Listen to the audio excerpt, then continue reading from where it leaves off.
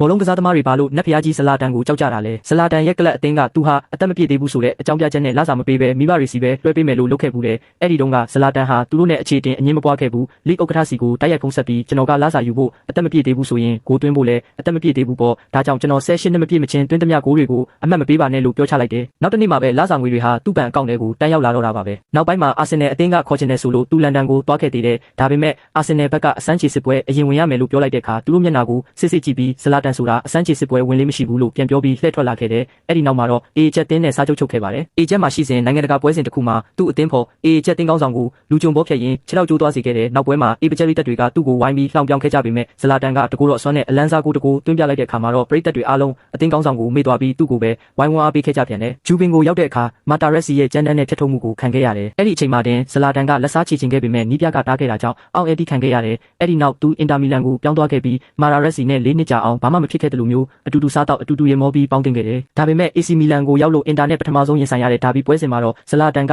မာတာရက်စီကိုတန်တန်မတ်မတ်ဦးတည်သွားခဲ့တယ်ကွန်ဖူးကန်ချက်တစ်ချက်အပြီးမှာတော့မာတာရက်စီဆေးရုံတန်းရောက်သွားပါတော့တယ်ပြတ်သားတဲ့လက်စားချေမှုတစ်ခုအတွက်၄နှစ်တိုင်စိတ်ရှည်လက်ရှည်စောင့်ဆိုင်းခဲ့တာပါ